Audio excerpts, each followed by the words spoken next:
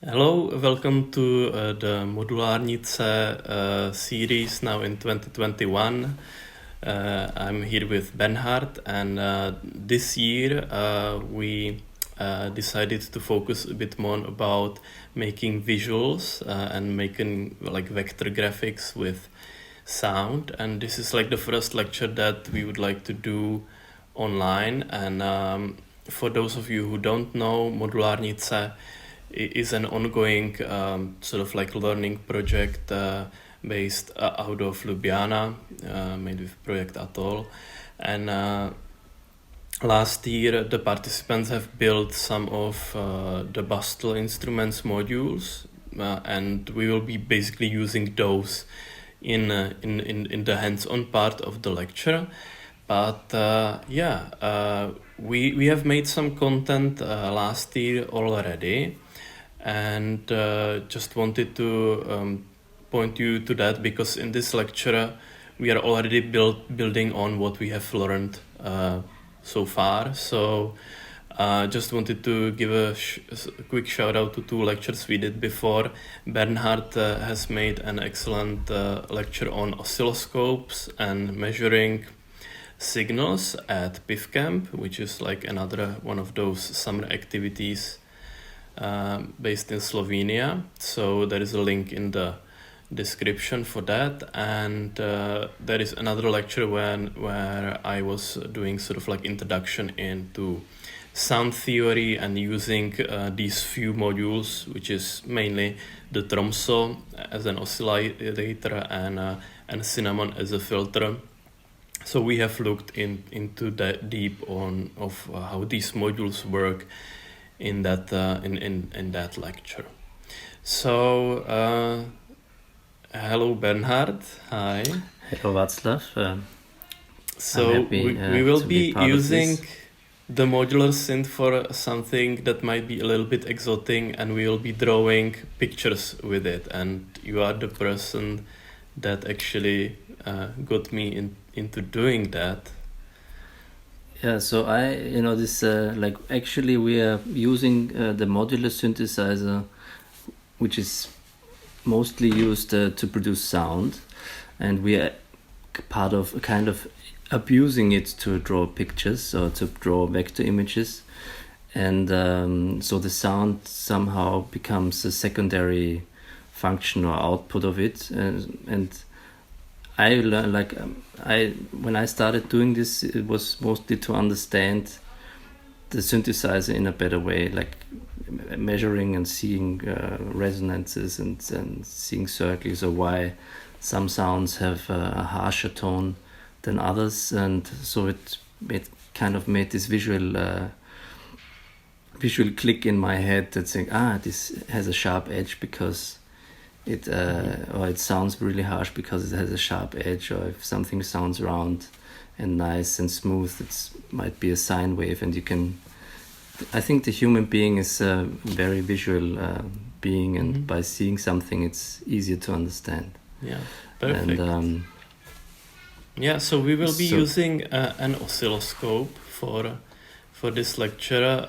I have an analog one, which is the most fun to look at. It's a sort of like on the same principle as the old CRT TVs work. There is a like beam of electrons that you can deflect, but there are like more types of oscilloscopes, and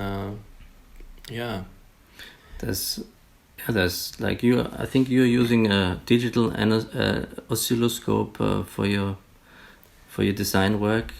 Yes, design electronics. When I design circuits, I use digital one because it allows me to get like precise timing measurements and really zoom in and like freeze also some of the moments.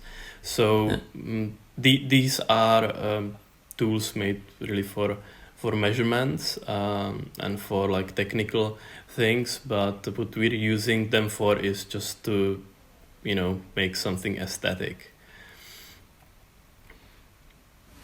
And yes, then I think then there's also some apps online, or you can like there's some, like if you don't have a scope and just start to get into this, there is some software emulations of oscilloscopes, but you might need to use a sound card to be able to enter the sound into the software. So like if you have Ableton, and I think there is like a Max tool that allows you to look at waveforms and some VST plugins, and I think we'll also like link a bunch of varieties into the description to make sure that if you don't have a scope, you can also like use your computer. Exactly. So don't worry if you don't have an oscilloscope. You can use your computer. All you would need is a sound card that has stereo input.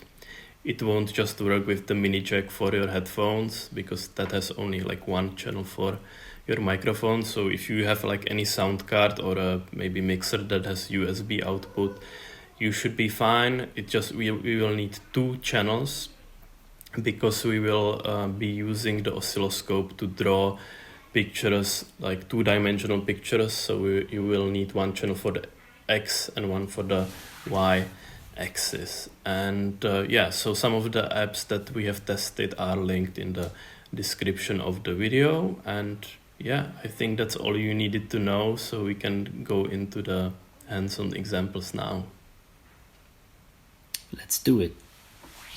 So I'm now in my studio and I would like to show you some hands-on examples, and we will use the modules that the basic ones. It's mostly really a state variable filter and an oscillator. You might probably be able to do those patches with any modules, but the focus now is here on the modules that people from Modular rnice have built, and they do have those.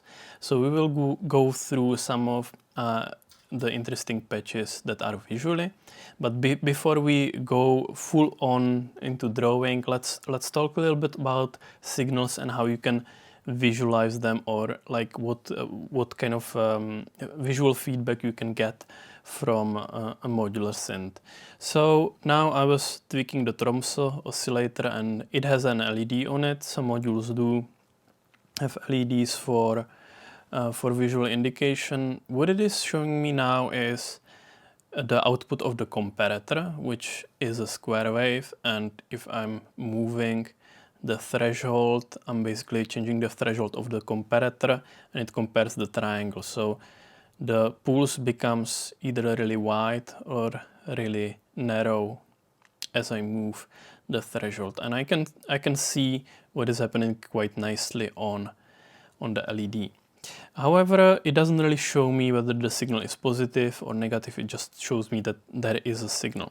So one thing you can try if you happen to have an LED is that you can just connect the legs of the LED, just hold them against a cable, against the ring and the tip, and you can see now the triangle LFO.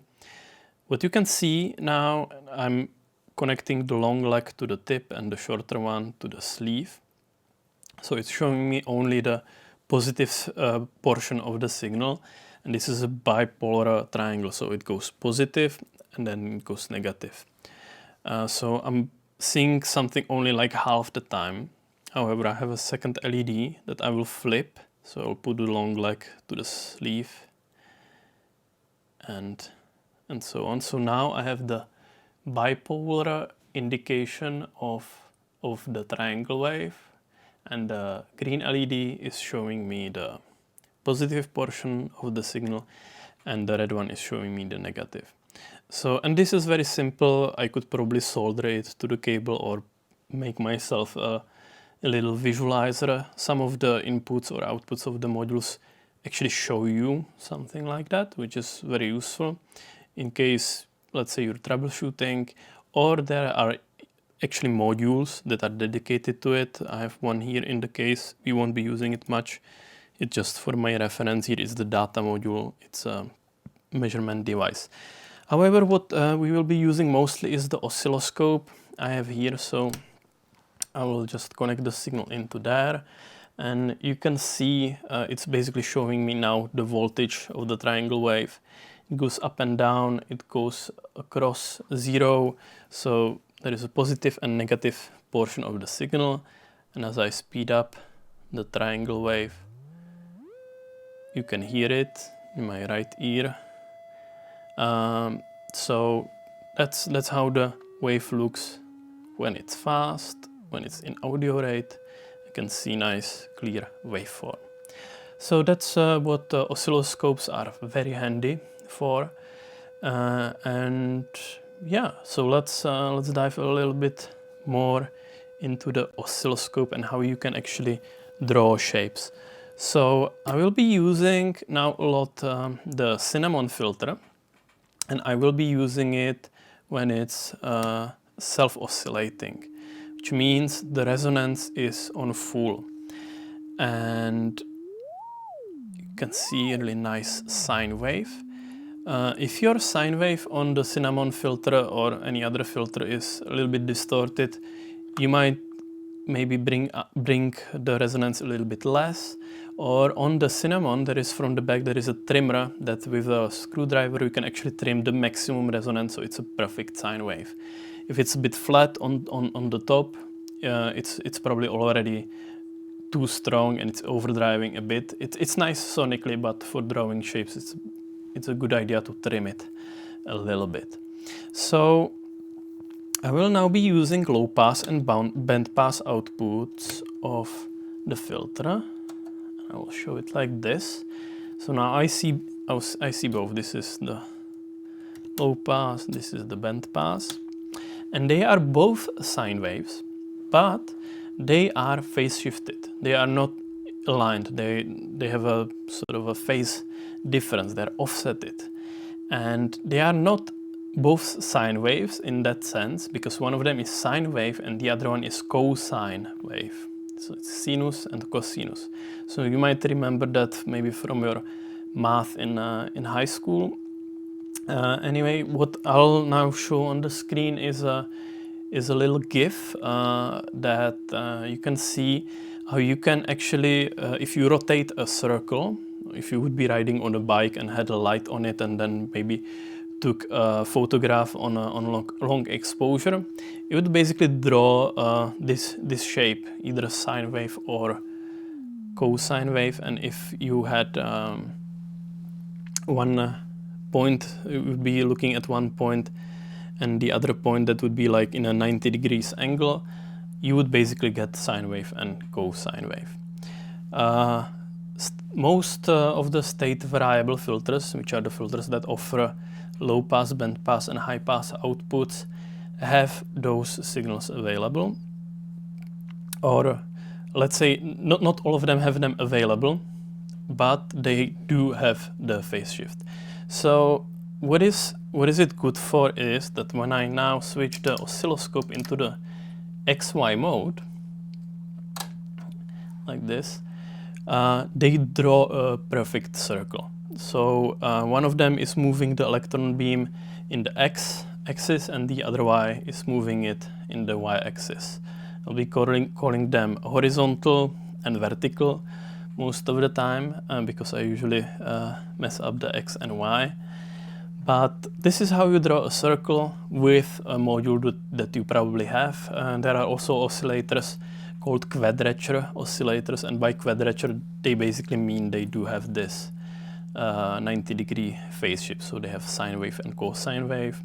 However, you can do it with a filter, and doing it with a filter actually gets quite a bit more interesting because of what I'm going to show you now. Because it is a filter, you can feed a signal into it, and that will somehow disrupt the circle. So I'll take the square wave from the Tromso, from the oscillator, feed it into the input, and I'll bring up the input. I have this nice lemon, and the more of the input I bring, the more it influences the signal. And also, if I change the frequency, it can draw different shapes like these.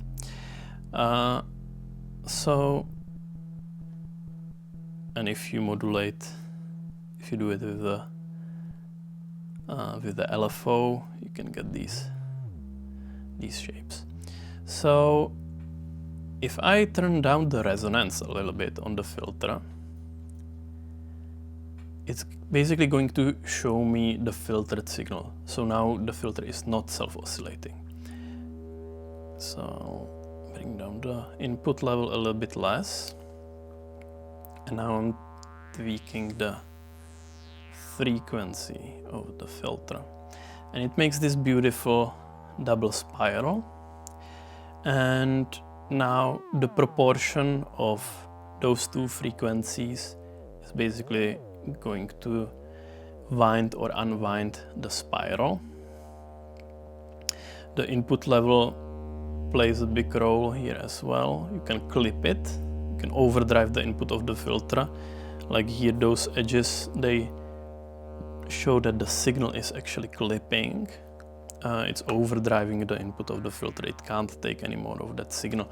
I have the input switch in the drive mode, so there's a lot of gain, so I can go full on, that the square wave takes on, and then you can draw something close to a square.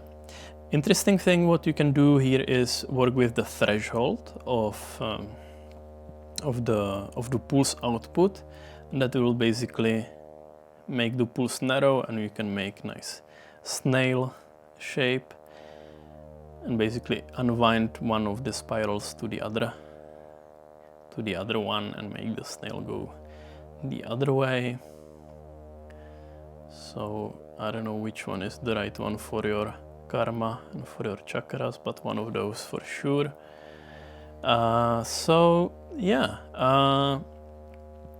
This is a nice double spiral, and to make it a little bit more interesting, I would like to turn it into a singularity. If I would be feeding it a sawtooth wave, it would actually do something more similar to a singularity. But what I'm going to do now is that I'm going to split the signal. I'm going to use this simple splitting device for headphones, or you can also use like a stackable, something like that, to split signals. I'm gonna use the stackable just so it's easier to see. So let's try to feed it a triangle wave for a little sec. So this is how it would look with a triangle wave. Oh, you can make some nice shapes here as well. You can self-oscillate it. Oh, there's some nice shapes here too. So we are already getting to a point where kind of almost everything does something. Okay, cool. So what I wanted to do now is to connect the triangle with the square, just passively, just connect them together. They actually can mix like that, and feed that into the filter, turn down the resonance a bit, and the level. Now I can have something, let's flip the X and Y, so it's horizontal.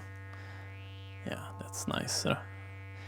So now I have this like dual singularity, that's how we call it with Bernhard when we discovered this patch.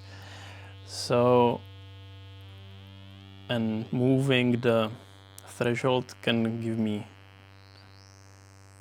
a singularity. Yeah, so it's sort of like event horizon, or well, basically a visualization of a black hole, if you wish.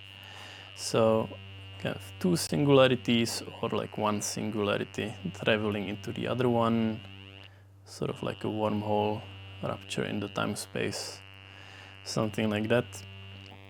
I really like this patch. So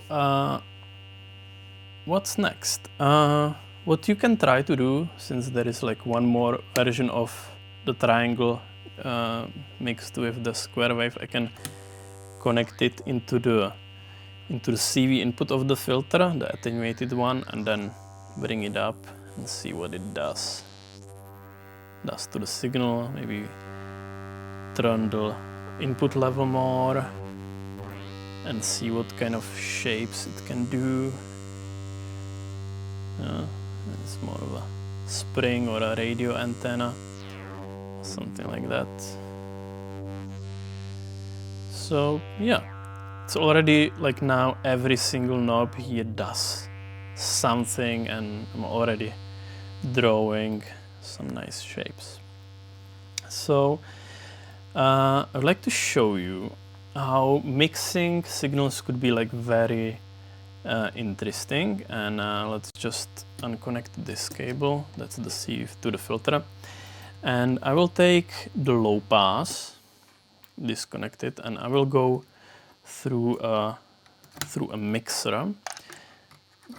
So there is a link in the description where you can see all those patch diagrams, and I will also take the high pass output of the filter and also mix it in the mixer. So now, if I'll be changing the levels of the low pass and high pass and be something like that, you can sort of like rotate the singularities in like a pseudo 3D space. So that's like a, so now this is only high pass. No, this was high pass. So now this is only high pass.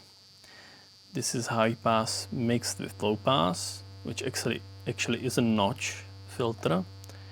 And this is only low pass. This is what we've seen so far. So I can now rotate it like that. So now it gets a bit more of a dimension, and I can again play with it a bit more, see what it can do. Yeah. So that's the rotating singularity patch. I can self-oscillate it, play with the levels, see what it does. Oh, that's nice. Okay. So now I'm going to modify this patch a little bit. I'm gonna disconnect this, and I will only be feeding the filter the square wave now. Maybe I'll turn it down completely. Turn down the input of the filter and let it self-oscillate. So I'm back to the circle. And so what I'm going to do now is that I'm going to take the triangle wave from the Tromso and put it into the mixer and I'll turn down the low pass in the mixer and put there just the triangle wave. So now, as I'm tweaking two different frequencies, so now this is like the most simple patch you can do. Feed one oscillator to the horizontal axis and one to the vertical. And now you get something that's called the Lisa shoe figure, and now this is something that's very well described mathematically. If you would be drawing shapes maybe with a pendulum, or I saw people using two turntables turning at different speed, or you had these sort of like a clockwork drawing machines. I had one of these when I was a kid. So basically you can get a lot of interesting shapes by combining two different frequencies. So when I turn the knob, it's going to change some of these shapes. Some of them are nice, some of them are a bit too heavy on the eye. You can get to something like really simple like that. The problem here is that it's quite hard to tune the two oscillators precisely.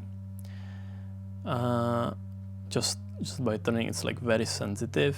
I'm kind of used to it, to looking for these, but anyway, it's kind of nice to have sort of like a fine tune. So I'm gonna take a little bit of voltage from the popcorn sequencer and plug it into the CV input of the Tromso, and then I have like a lot finer control over what I can do, and I can have these really slow morphing mathematical figures.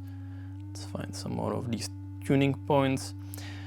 So there will be now showing a GIF with like basically different frequency ratios, like simple mathematical ratios, maybe 1:3, 1:4, 1:1. So they would draw different shapes like this. Let's see if I can get the fish. And so this is like the 8.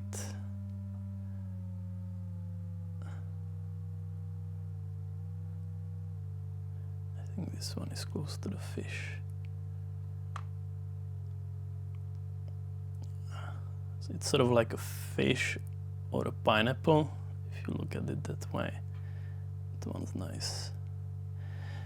So a fish morphing into a pineapple, if you wish. Okay.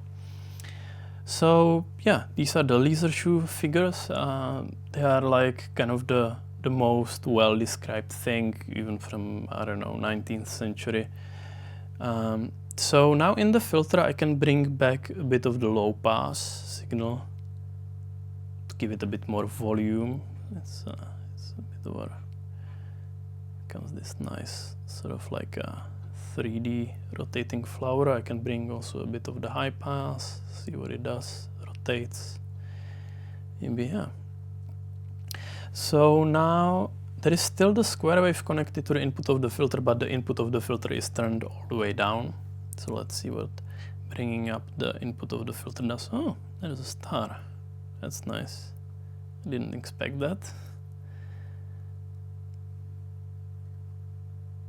I can rotate the star, make some flowers. Oh, pentagram. Nice. Okay, let's see what we can get.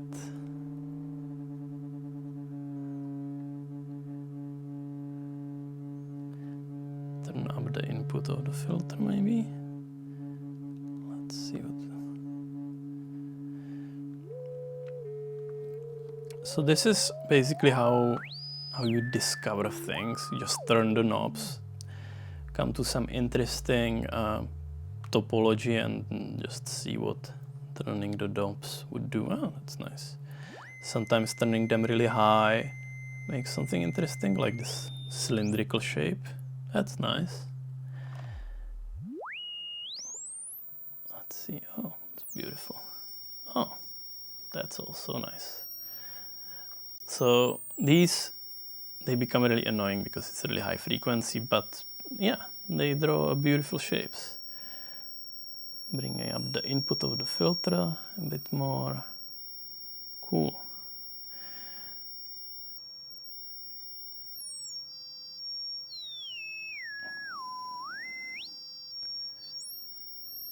Yeah.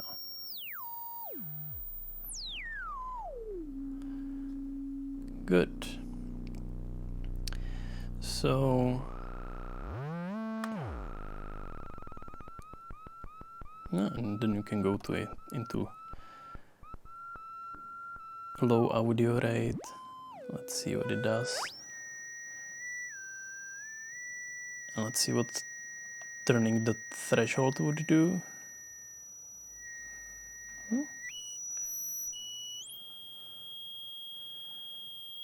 Yeah. So yeah, there's some nice geometry stuff happening here. So I would like to show you now. Let's simplify this a bit more. go back to the circle. Okay. Good. So what I would like to do now is to create a chaotic system. So chaotic systems are systems that are not random. They have some sort of inner logic, but they also have some sort of unpredictability. And I find it really satisfying to observe those and interact with such systems in the analog domain and also see what they do on the oscilloscope.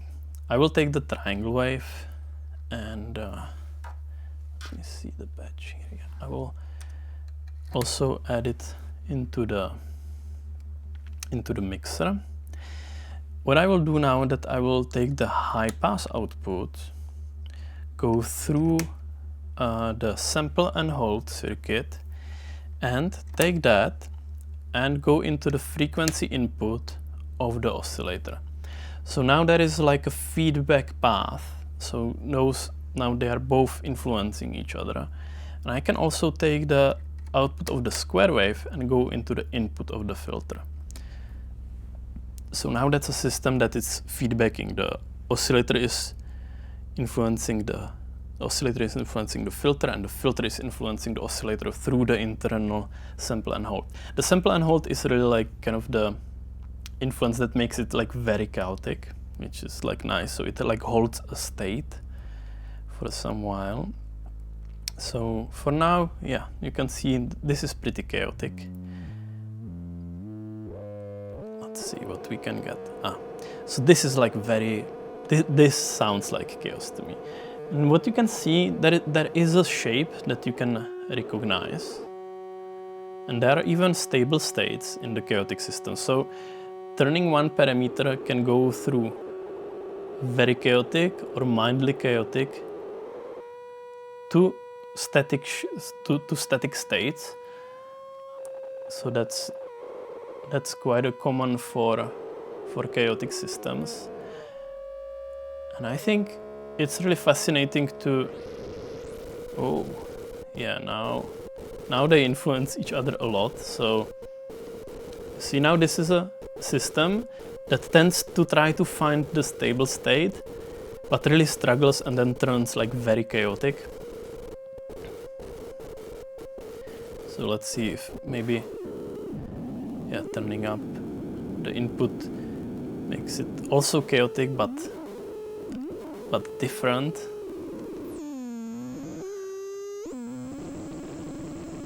Yeah, it does something. So the interesting thing about chaos is that it draws almost the same shape, but it never really repeats the same trajectory twice if it's in the chaotic state. Now this is a stable state, but you know, something like this, it does repeat the same trajectory. So I just find it like really fascinating to think, let's say, about complex feedback systems such as the climate, for instance, where like tweaking one of the parameters, something like, let's say, the CO2 levels, can bring the whole system like off balance, and there are these tipping points. So maybe this might be a bit of a like an emulation of how such systems work. So I mean, the climate, like in most parts of or at least in our part of the world, you have winter and summer periods changing, and you can kind of expect, you know, to be warmer in summer and so on. But as you know, something in the system gets a bit more intense, like the CO2 levels, for instance, you tend to have like bigger extremes or like a bit more unpredictability. So this is something that you can observe or maybe like just contemplate on when exploring chaotic shapes on the oscilloscope, which is something that I really like to do. It doesn't sound amazing, but I kind of really like how it never repeats. It makes like these like weird rhythms that are not random. It's not complete like randomness. It's like organized system. Good. Yeah, like that. So let's scroll back and let me show you one more patch. So instead of going straight into the output, band pass, low pass, what I will now do is that I will run the low pass through the sample and hold circuit on the Tromso. This is what, sorry, the other way, like this. So this is something that with Bernhard we call the Tromso patch. Usually we have one Tromso for the X and one for the Y, one for the horizontal and one for the vertical axis. And this is a nice system that you can tune. Let me put in the popcorn into the FM input to have the fine tune control. So it's easier for me to tune the two oscillators. So now basically the Tromso is downsampling the cinnamon.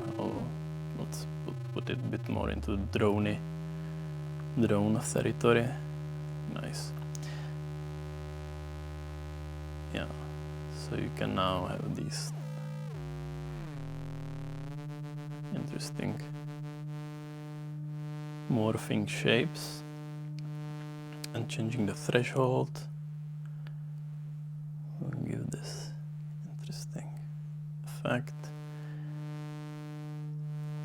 or going like very low with the threshold will just, you know, make this rotating tooth around the circle.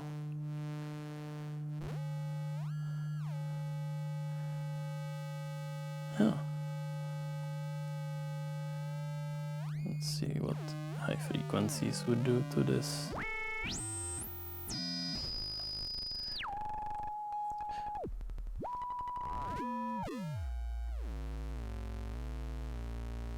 Okay.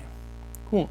So now again, those are two independent oscillators. They are kind of hard to tune, or you really need to set them by hand. But it's quite interesting when you, let's say, take the triangle wave and go into the input of the filter to make them synchronize a little better. Let's see what's gonna happen.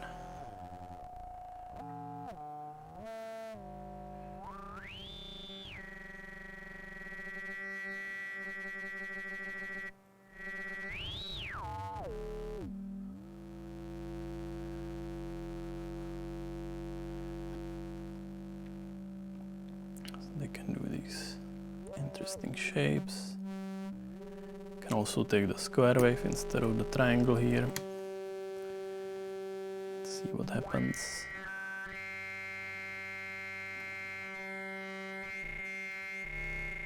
Then you can just basically try anything, maybe take the triangle, feed into the CV of the filter, see what it does.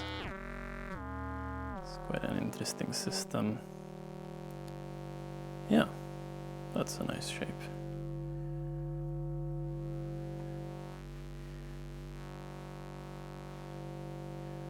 Yeah.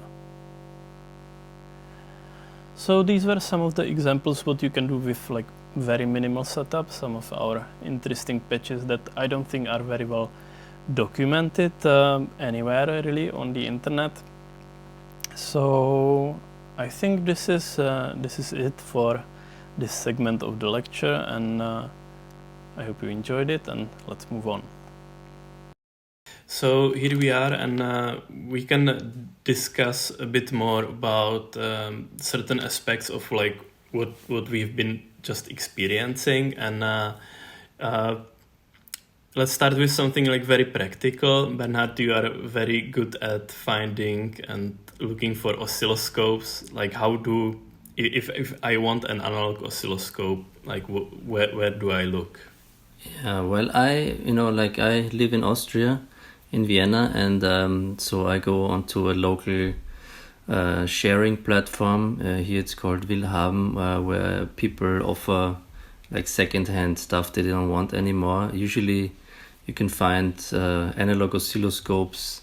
Somebody have them sitting in their garage, or like the grandfather was using it, or the father, and they don't know what to do with it. It's just collecting dust. And I go, I have my eyes always open because I'm kind of obsessed with them.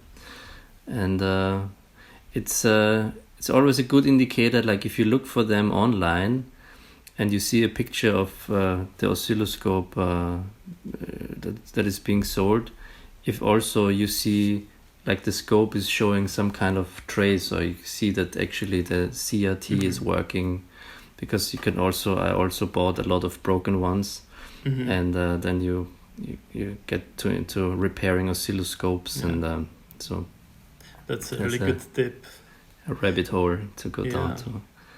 So I think a lot of people might be asking the question, like, if you want to like use this sort of principles in, let's say, a live performance or in the art context, how you can scale up.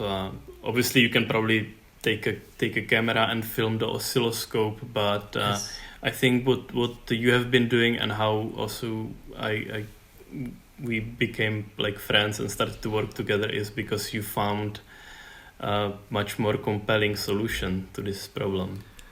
Yeah, so I was playing with the oscilloscope myself in the studio, like looking at waveforms from regular synthesizer, Roland synthesizer I had back then, and then I was so mesmerized by the experience myself that I thought I want to share this with people, or with an audience, if you will. This is I'm sure other people will be mesmerized by this too. Or wouldn't it be cool to put this on a big wall with a laser? I like lasers, and I had no clue how to do this. And actually, I just I had no clue, and I stumbled upon a friend of mine, Owen. He mentioned he was into modular synthesizers, and he said, "Well, why don't you have a look at this? You can build an oscilloscope out of this modular synthesizer, or the oscilloscope function, and just use the display as a laser. Maybe this is worth looking into and checking out." But the important part was to, because the laser you can really project on giant walls, and so you can play it for huge audiences, or use it in a live situation on stage. Which you do, by the way. For those of you who have never seen your show, you perform as BR laser with the laser projection, and you make, let's say, like 20 to 30 minutes, like very beautiful, like drone scape, when you have these shapes morphing, and there is this direct connection with the of the visual with the sound, which is like very hypnotizing,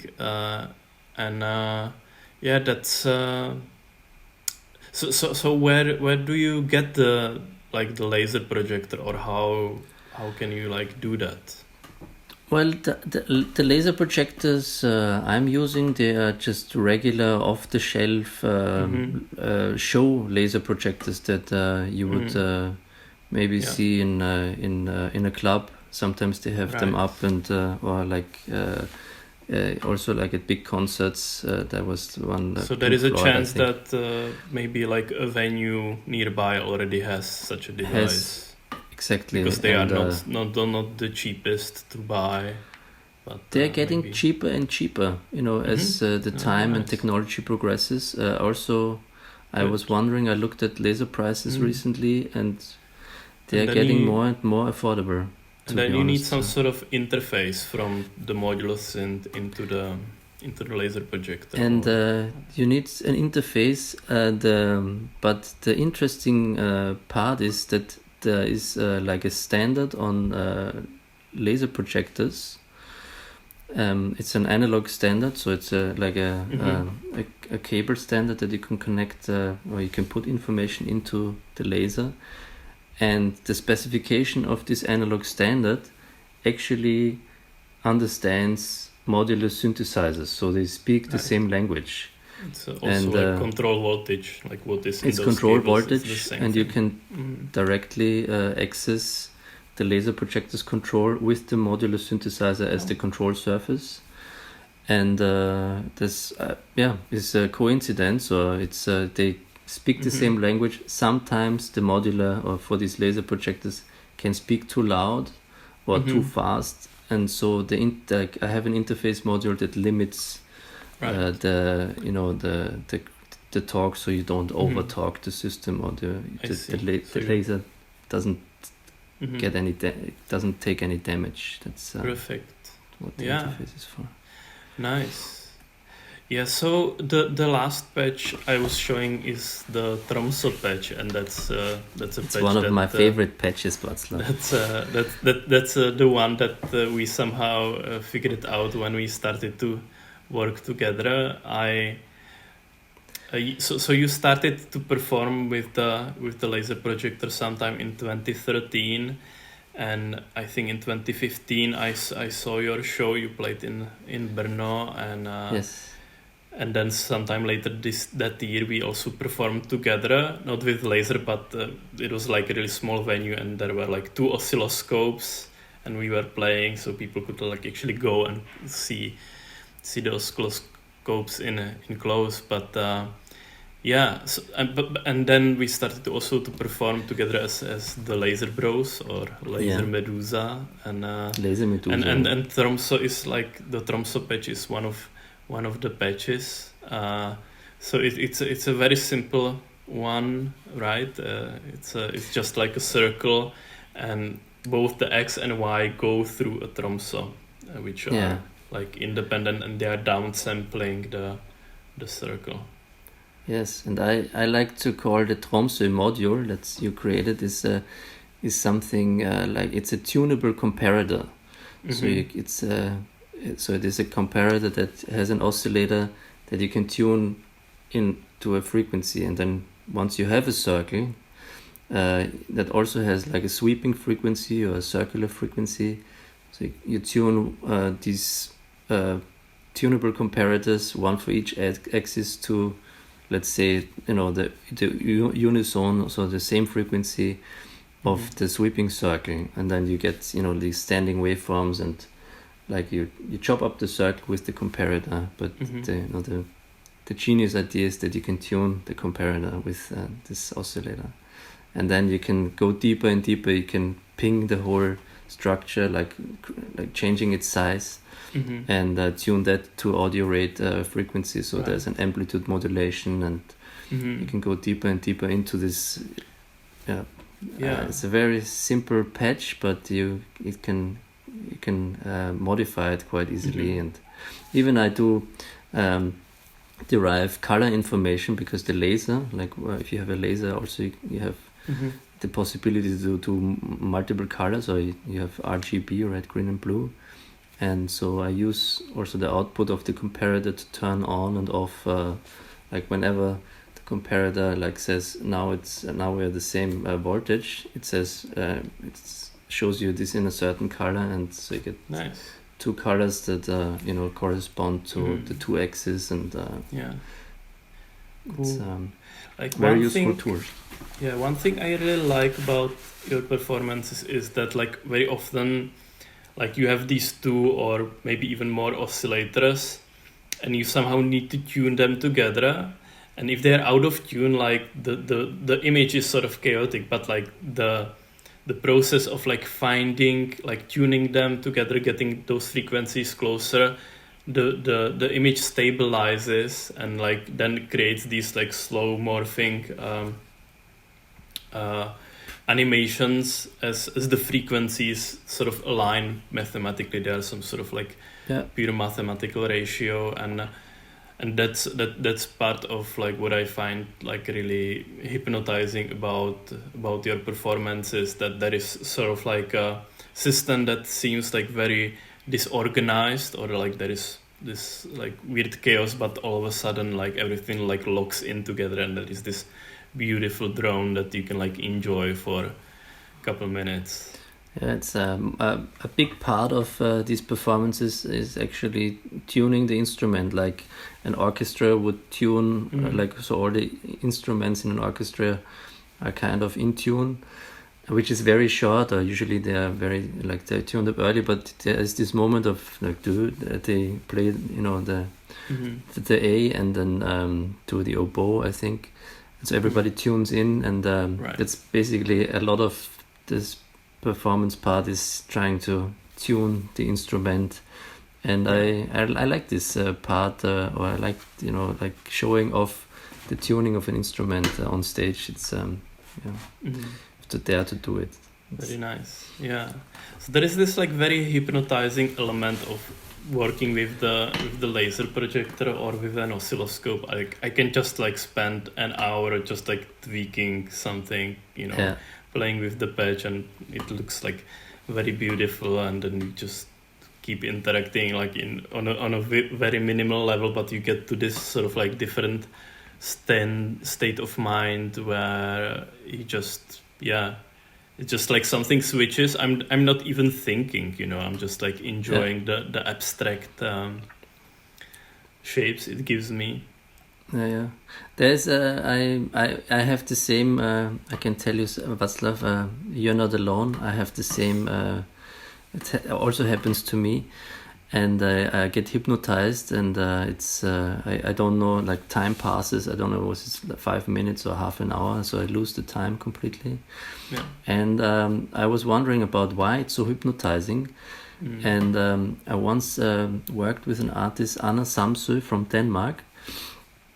And she was very much about she's very interested in sound phenomena that influence the human body, and she pointed out to me that it's there's a thing called schizophrenia. It's like when the brain tries to make sense of the world around us, of our environment, and so the brain finds things comfortable that happen at the same time, or if it understands, if you see what you hear, or like if something falls over, there's a sound, and people might look, this is not a threat, and so there's a connection between what you see and what you hear, and if that happens at the same time, two senses in the human body get the same information, and it's comfortable for the brain to somehow see the pattern, to understand. Okay, this is linked, and with a system like this, an oscilloscope connected to the sound, or actually you're controlling the oscilloscope or the laser with sound signals that you also project from speakers. Yeah, and it's like the interesting thing that you see it, and you intuitively understand that like what you're seeing is what you're hearing. Like you figure that out like very quick, but you still have the urge to like keep watching and like keep observing the relationship, so you understand it better. So there is like this like need for better like intuitive understanding of the relationship, and I think that's something that your mind will wander, and you can get to that like other state of mind. And what better tool? Sorry.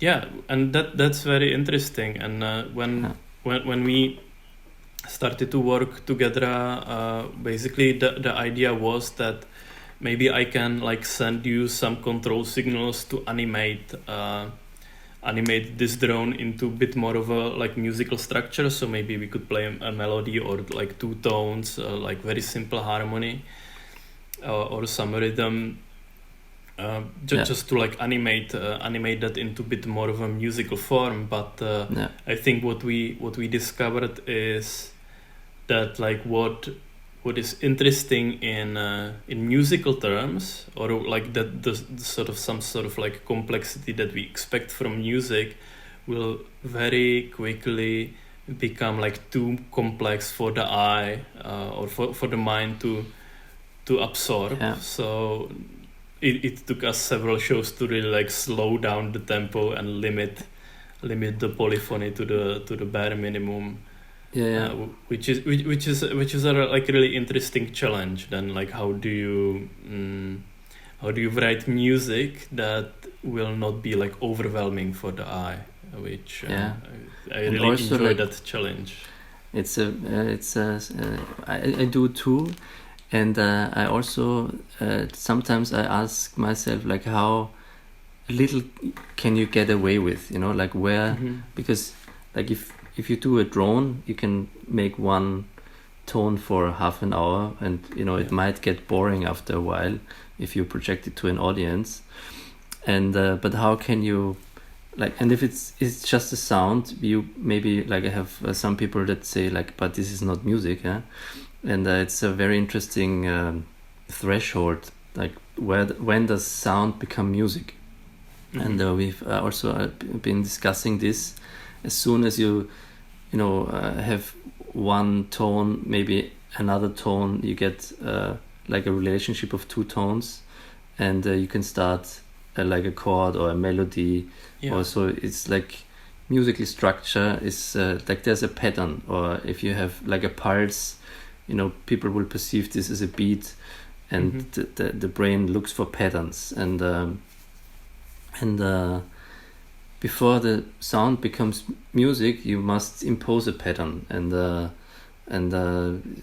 like if you listen to music without a visual representation, there's a lot of information. There's like several instruments playing it, so it's like very complex. So if we just speak, you know, just the human voice is full of information, sound information. If you talked into a system like this, it would also be very chaotic to look at. And exactly. So if you would just like display the speech on a scope, it would just like look like noise, or like, you know. Yeah, it would be this. You would respond to, like, when you talk, it would get big, but it's like it's complex information, and so to actually celebrate this these true tones or sine waves, this technical beauty that come out of these modules and the synthesizer, you know, like it's kind of hidden inside, you know, or like you can hear it and it's a beautiful sound, but if you look at it, it has this, you know, like it's a perfect circle. You can draw a perfect circle with an electric circuit, and it's this technical beauty that the oscilloscope or the laser can kind of manifest, and I find this amazing, and it mesmerizes me every time myself, and I think that's also why I'm still fascinated and keep going, and yeah, absolutely, yeah, great. So maybe we can give just like very brief like historical context, because there is obviously like more people have been doing this in the past, are doing it now. Yeah. So what I was already mentioning in the lecture, and I was showing this GIF of the Lissajous figures, and so there was this French physician in the mid 19th century who actually mathematically described that if you have like two different frequencies, that they can, if they're plotted like, you know, in 2 dimensions, they can plot these mathematical shapes or these figures. So that might be like sort of like the historical thing, maybe reference of like drawing with sound. And he actually was using sound. He was using tuning forks and mirrors to deflect light to draw these shapes.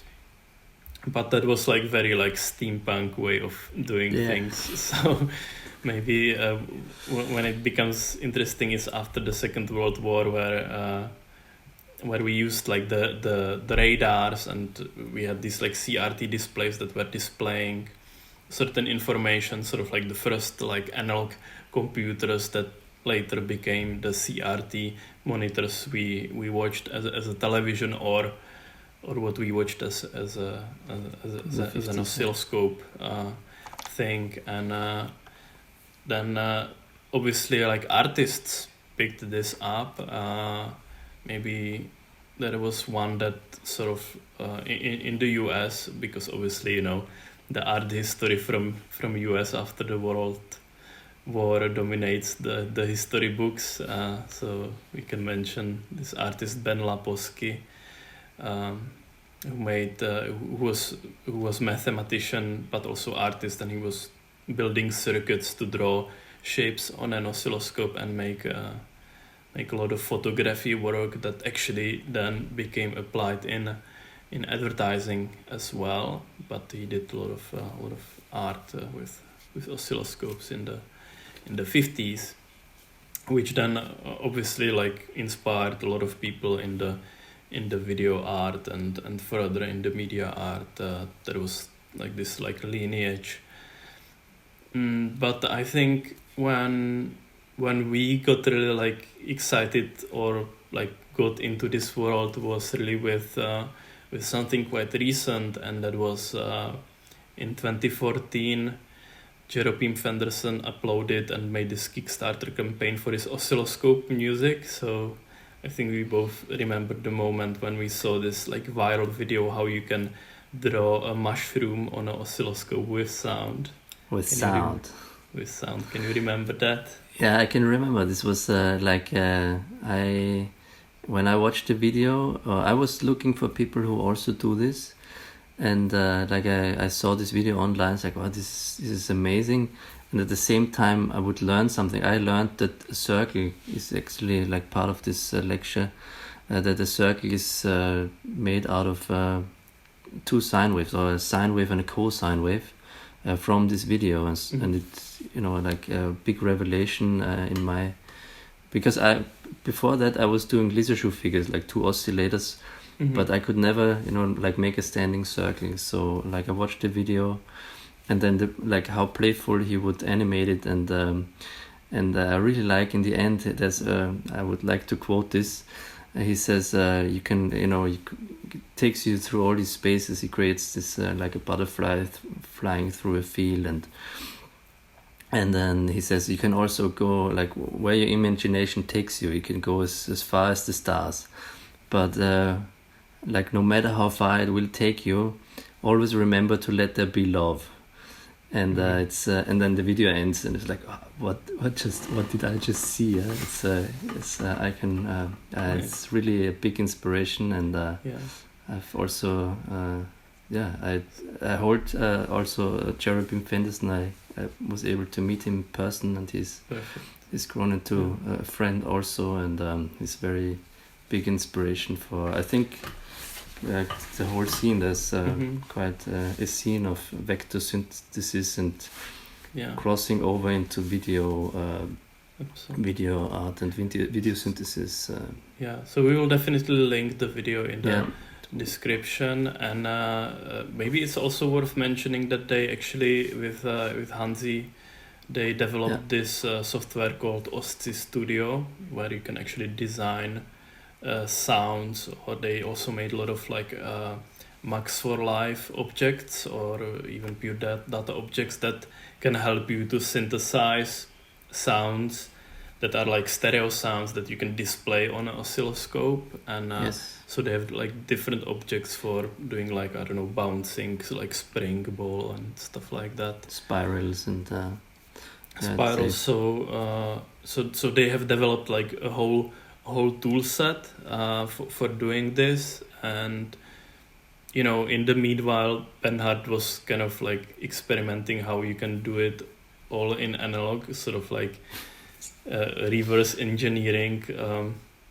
because like the radars, or like they were even used for calculating trajectories of missiles maybe. So these were like analog computers, and they could only like use the analog circuits to display certain data. So now with a modular synth and with the plenty of different modules you can get, you can sort of like put in the basic functions and sort of like reverse engineer that. Yeah.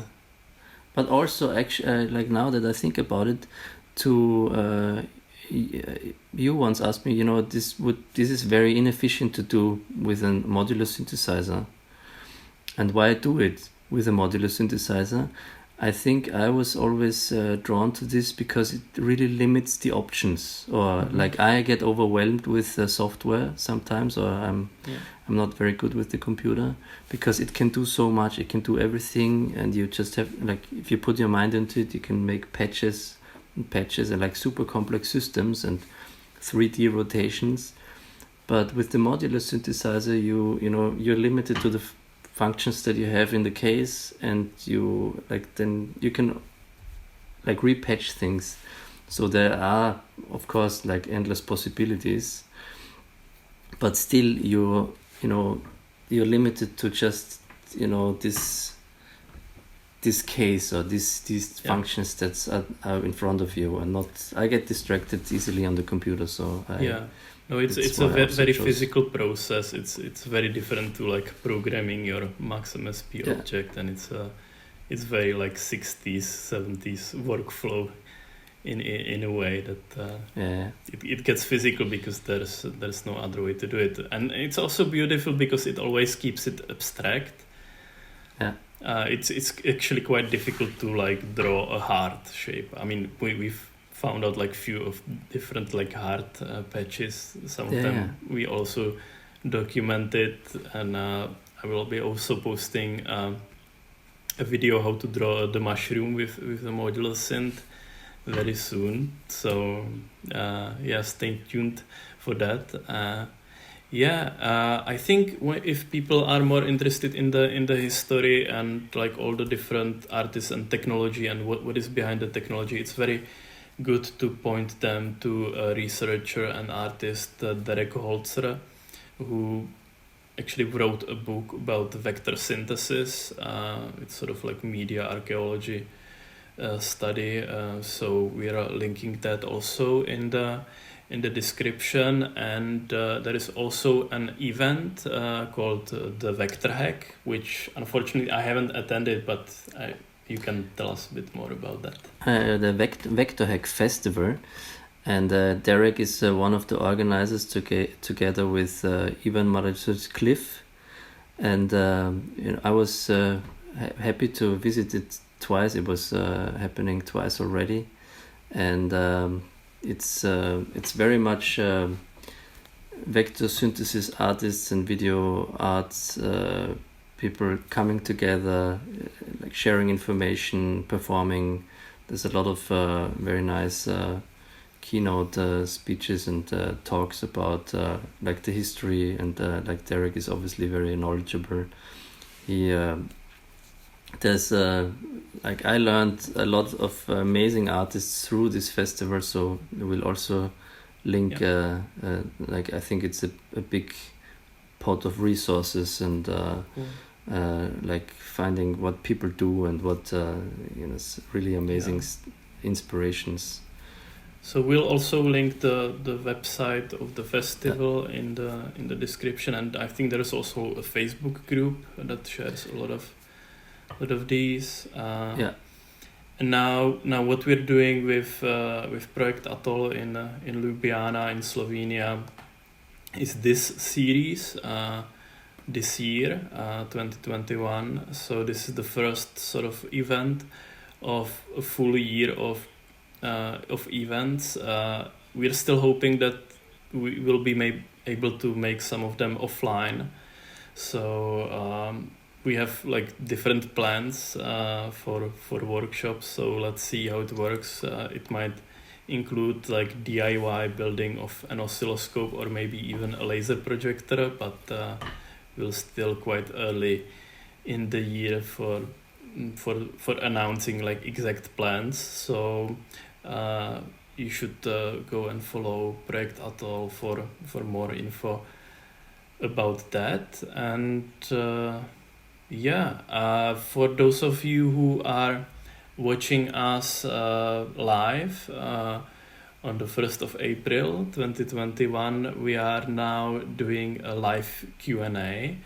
So there is a Zoom link also in the description or in the chat, or also in the Facebook event. So if you have questions, please join us on the Zoom call and we can answer, me and Bernhard, we can answer any of your questions. So yeah, thanks for listening to the lecture. It's going to stay on YouTube. Thank you, Bernhard, Thank you, Václav, for joining, and yeah, have a nice evening, everyone.